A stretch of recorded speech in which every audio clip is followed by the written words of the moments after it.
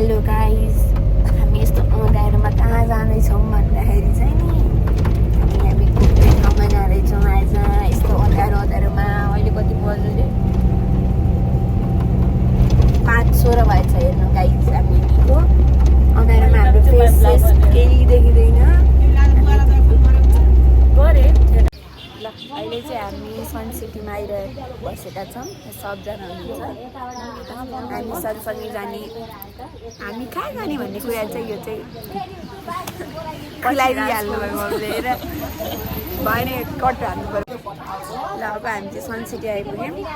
हामीसँगै सँगसँगै अरू सहयात्री पनि हुनुहुन्छ। अब हेरौँ हामी कहाँ जाने हो, हाम्रो गन्तव्य कहाँ हो भनेर हामी तपाईँलाई केही बेर भयो भन्नेछौँ। त्यसको लागि स्टे ट्युन, बाइ बाइ।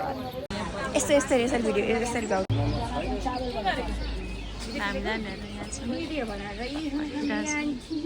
गाडी पर्खिरहेछ। त्यसैलाई काम आन्टीलाई एकदम काम चाहिएको छ अरे, काम छ भने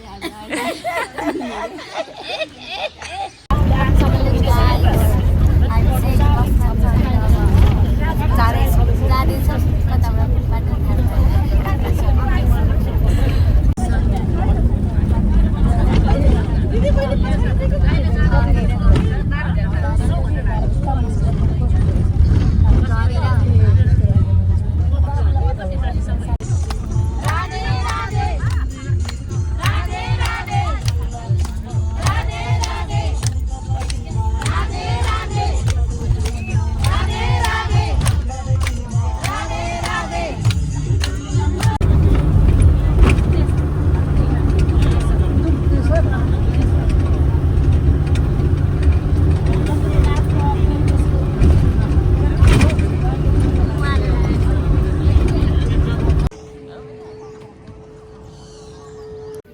गाइज, हामी चाहिँ अब अहिले ब्रेक टाइममा छौँ। अब हामी जाँदैछौँ। फाइनली बहिनीसँग नि भेटियो। यहाँ हामी सोल्टिनी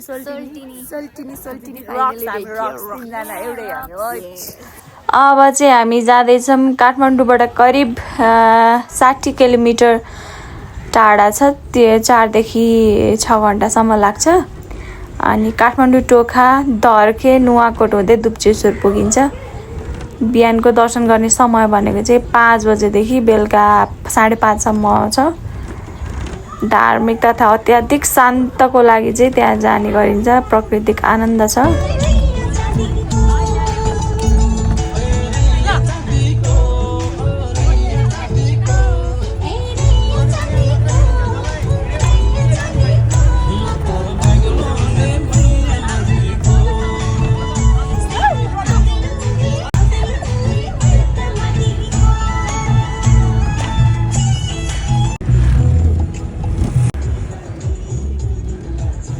यहाँ चाहिँ विशेष गइने भनेको दुप्चेश्वर महादेवलाई भेट्नु भनेको शिवरात्रिमा ठुलो मेला लाग्ने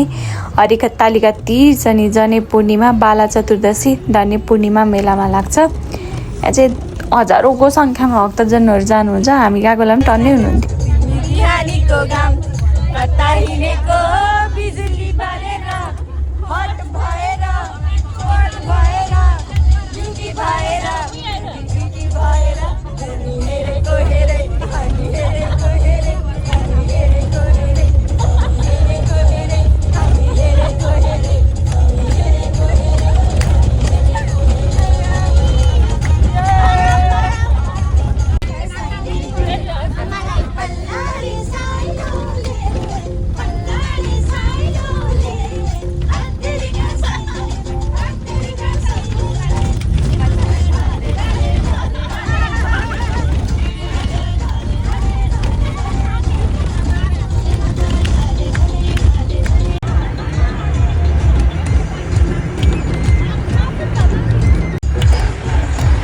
हामी चाहिँ रमाइलो गर्दा गर्दै अब चिया खाजा खाएर अब त्यहाँबाट हिँड्छौँ।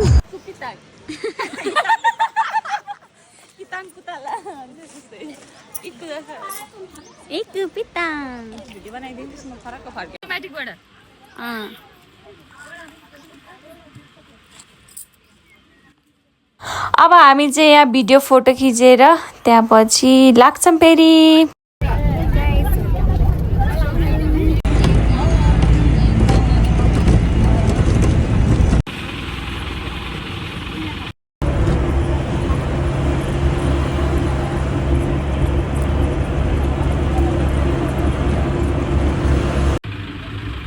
ल गाइस अब हामी चाहिँ पुग्यौँ त्यहाँबाट दुप्चिसो ढेँडो देखिहाल्नुभयो त्यहाँबाट माथि पुग्नुपर्ने रहेछ अनि अब हामी चाहिँ गाडीबाट तल झर्छौँ हामी लगभग 15-20 जना आएको थियौँ अनि यहाँ चाहिँ नदी हुँदो रहेछ अनि अब यहाँबाट हामी स्नान गरेर हामी चाहिँ माथि जान्छौँ यता निस्क्यौँ त्यो खोलामा गएर नुहाएर आएको नदीमा अनि अहिले चाहिँ हामी माथि यत्रो चढ्नु छ कति धेरै छ चढ्ने ठाउँ अब हामी जाँदैछौँ दिदीले चाहिँ मलाई के लगाइदियो मलाई यस्तो सुहाउँदैन मलाई यस्तो सुहाउँदैन हेर्नु गाइज मेरो के हुँदा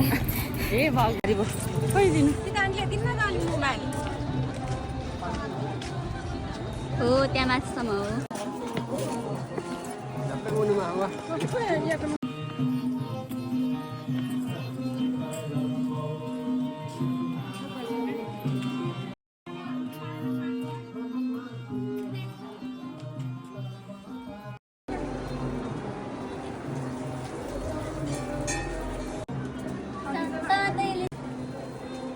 किम्बदन्ती अनुसार ढाड कम्मर दुखेको निको हुने ठाउँ ल यस्तो छ यहाँनिर चाहिँ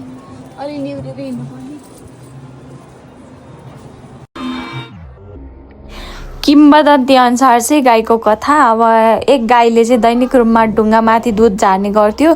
पछि त्यही स्थानमा शिवलिङ्ग भएको विश्वास गरिन्छ भने अर्को चाहिँ 2 बाख्राको कथा छ त्यो चाहिँ 2 बाख्राले लड्दा यो पवित्र ढुङ्गा भेटिएको भनाइ छ जसमा दुप्चेश्वर नाम राखियो भन्ने छ अनि नुवाकोटको सबैभन्दा पवित्र तीर्थस्थलमध्ये एक अनि भगवान भक्तजनहरू सबैजनाले विश्वास गरेको ठाउँ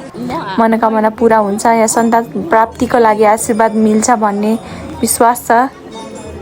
सबैमा त्यही भएर यति धेरै मान्छे आउनुभएको छ अनि यो चाहिँ नुवाकोट दुप्चेश्वर गाउँपालिका 6 मा अवस्थित छ कस्तो लागिरहेछ मम्मी हजुरलाई रमाइलो लागिरहेको छ मछरी बुहारी लिएर माथि चाहिँ अब भोटो भिडियो किन्न तल झऱ्यो फोटो भिडियो भेट्दा पनि धेरै भिड थियो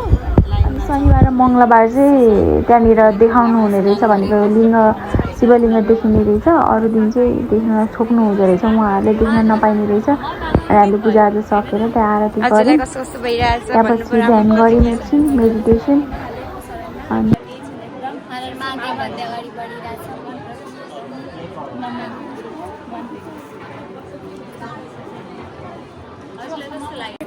ल गाइज अब हामी चाहिँ अहिले हामी कहाँ आइपुग्यौँ भन्दाखेरि आइपुग्यौँ गाइज लाइनमा छौँ होइन लाइनमा छौँ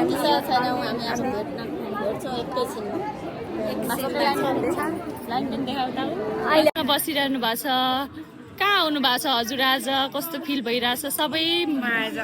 भनिदिनु पर्यो ईश्वर महादेवकोमा आइरहेको छु हजुर एकदम आनन्द मन प्रफुल्लित भइरहेछ भगवानको शरणमा आउँदाखेरि एकदमै आनन्द यहाँको शक्तिहरूको अनुभव भइरहेछ एकदम काँडा पनि उम्रिरहेछ है त्यस्तै छ अब अहिलेसम्म भेट्न पाएको छैन दर्शन अलि भइसकेको छैन आतुर छौँ दर्शनको लागि पनि त्यही भएर अब केही बेरमा तडप पनि छ अब भगवान्लाई भेट्न कस्तो हुनुहुन्छ कस्तो ठाउँमा बस्नु भएको रहेछ कसरी बस्नु भएको रहेछ कसरी विराजमान हुनुभएको रहेछ भन्ने कुरा चाहिँ अब हामी बिस्तारै अलि एकछिनमा दुःख कष्टका साथ पुगिन्छ अनि हेरौँला कस्तो के हुन्छ हस् त धन्यवाद हजुरको सुझाव के अरे यहाँ यो खोला के अरे मम्मी सूर्यकुण्डको पानी अरे क्या सूर्यकुण्डकोबाट आएको नदी अरे पानी त्यसैले पनि पहिला त्यसको नाउँ त भोटेपछि हो नि गोसाइकुण्डको पानी निस्केपछि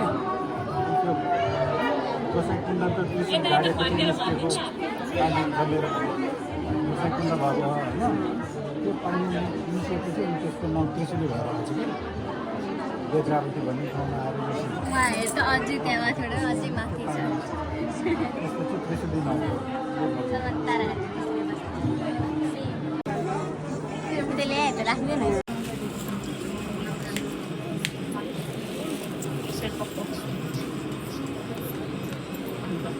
के खिच्यो एकछिन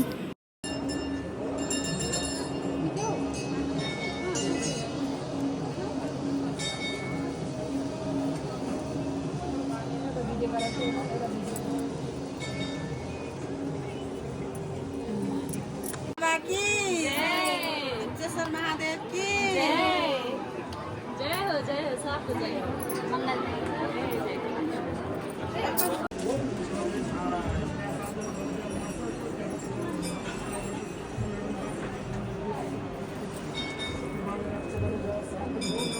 आजा गर्ने अब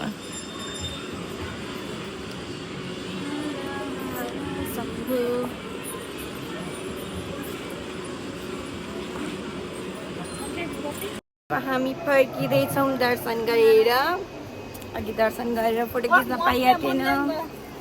अब हामी जाँदैछौँ तल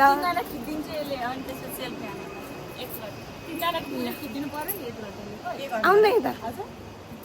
यहाँ हुन्छ मेरी माताश्री ल bye bye bye bye bye bye bye bye bye bye hello guys हामी चाहिँ झरिसक्यौँ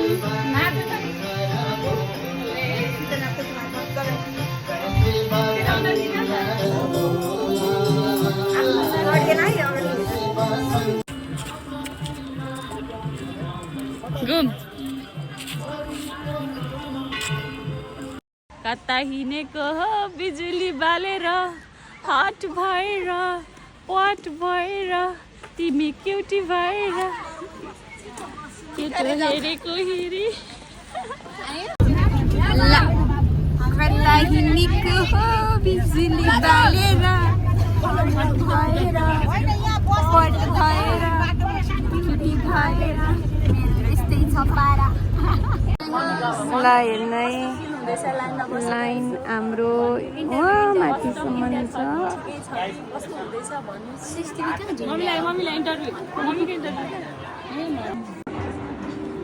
हजुरआमा कस्तो कष्ट गरेर पनि यसरी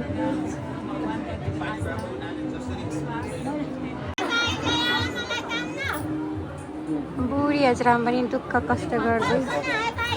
लाँदै हुनुहुन्छ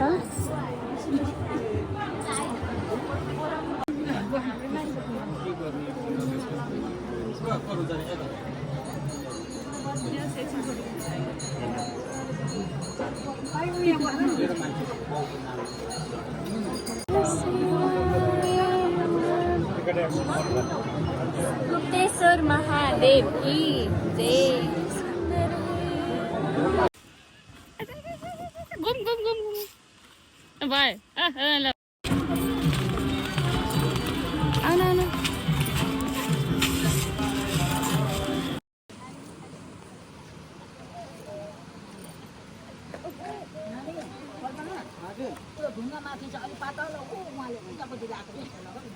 हामी चाहिँ रिजर्भमा यही गाडीमा आथ्यौँ नेपाल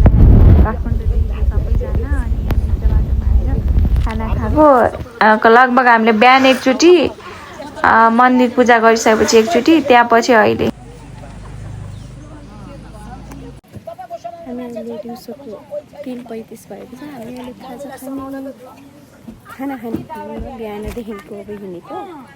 अब अहिले चाहिँ खाना खानको लागि हामी यहाँ अहिले यस्तो ठाउँमा छौँ पानीको मुहान नजिकै बसेर छौँ जसको कारणले गर्दाखेरि हामीलाई काम गर्न सहयोग हुन्छ